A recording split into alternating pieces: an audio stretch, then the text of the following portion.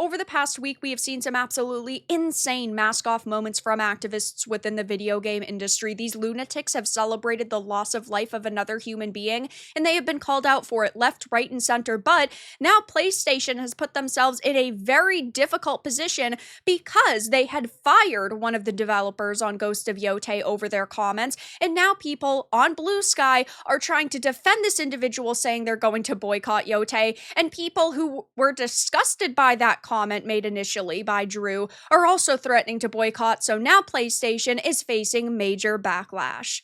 I have a few different things to show off, but before I get into the topic, if you enjoy the content I create, check out the links in the description, follow me on social media, and consider supporting through Patreon or YouTube memberships. Now, we knew that they were going to face major backlash the second that that post was made, and people screenshotted it, and Drew, the developer, actually made it significantly worse because they doubled, tripled, and quadrupled down on that stance. And this is the type of toxic environment that these studios have created for themselves because they have hired mostly activists, mostly radical leftists. So when one person on that team gets fired for promoting that mentality and promoting those politics, the other 95% of the staff also shares that viewpoint. So they go to their employers and say, this is disgusting that you fired them. And we've seen a lot of these people over the past couple of days say, oh, freedom of speech, freedom of speech.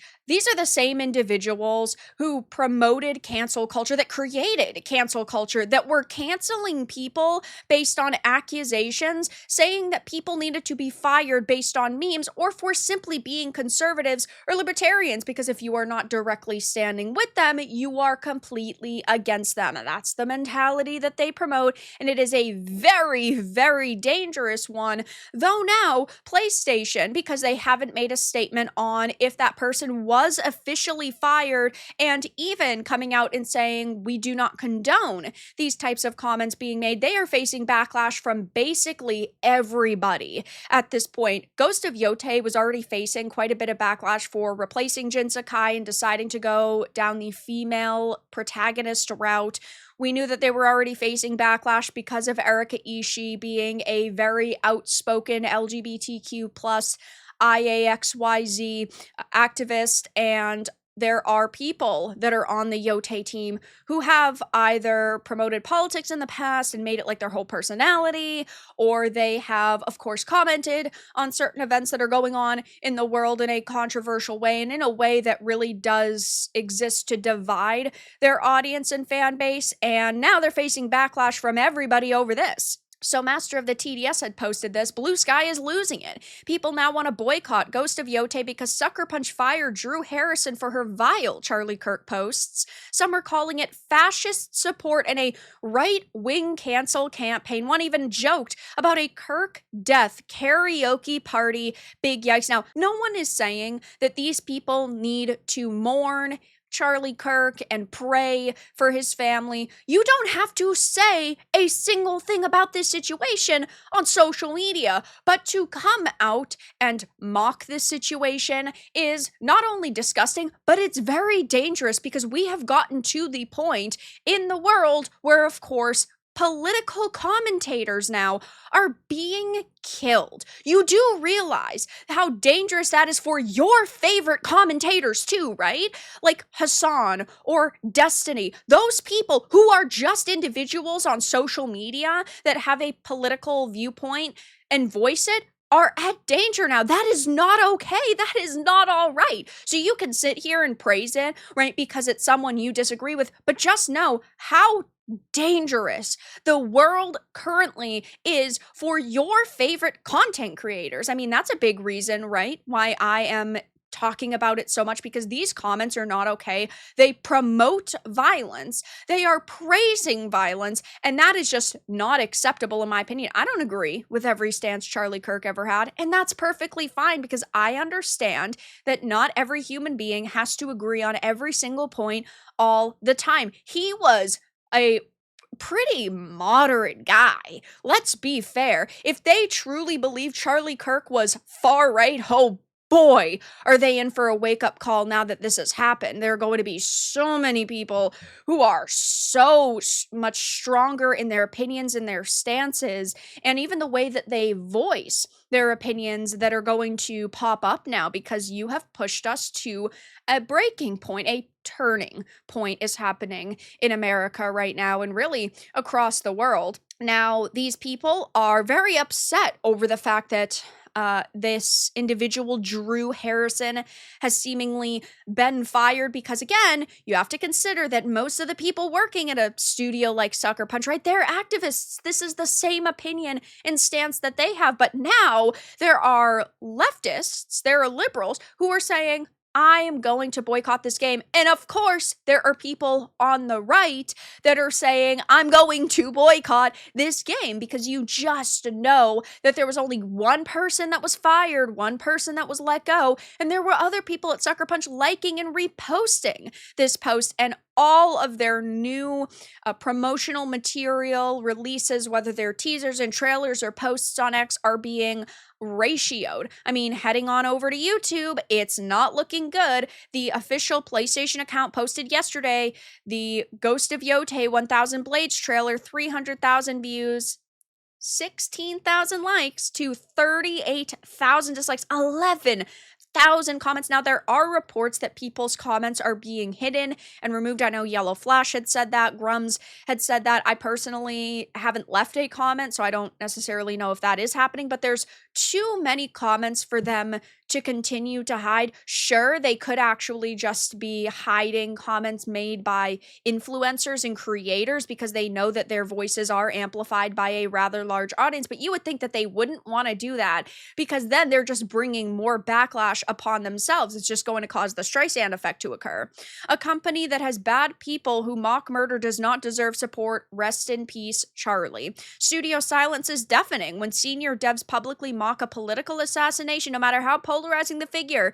It's not edgy, it's cowardly. You don't punch up by trivializing death. Yeah, these are the same studios and also the same people who are very outspoken and very passionate about talking about things like Pride Month, and they also talk about Black History Month. And if a company wants to do that, right, they can. I always say this, I don't think that a company should be making tons of statements every single week, every single month, but these are people that are very outspoken. So now their silence is deafening. You can see how they truly feel when they don't make statements, like the Bethesda situation.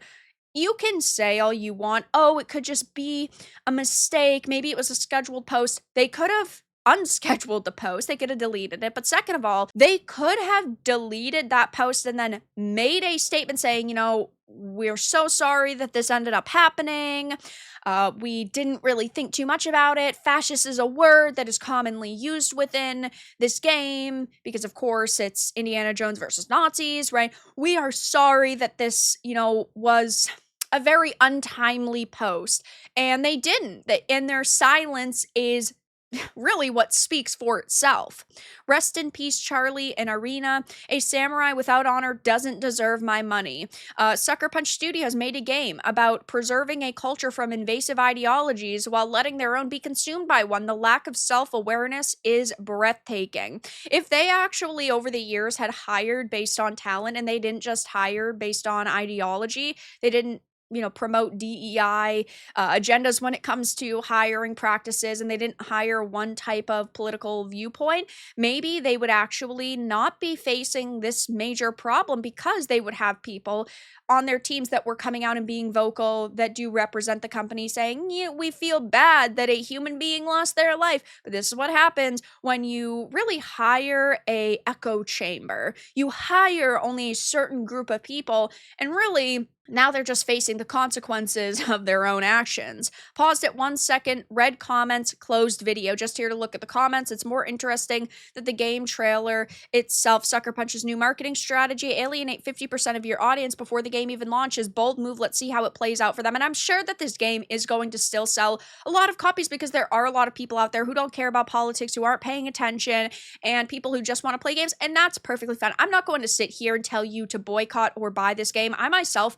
am pretty mixed on this situation, right? Because on one hand, I enjoy streaming all different sorts of games, and I love to stream games so you guys can see the product before you purchase it. And typically, even if I think a game is bad or it's made by, I don't know, the Sweet Baby Inks or the Sucker Punches, I will play it because my mentality is if I buy one single copy and there's 500 people watching that stream, that's potentially 499 copies not sold to that company. If every single person that was watching that stream didn't want to buy a copy of the game, or they were going to and they withheld their money, that could potentially be hundreds of thousands of dollars that I'm costing that company. And if a game is good, I'm highlighting it and I'm getting more people to purchase it, vice versa.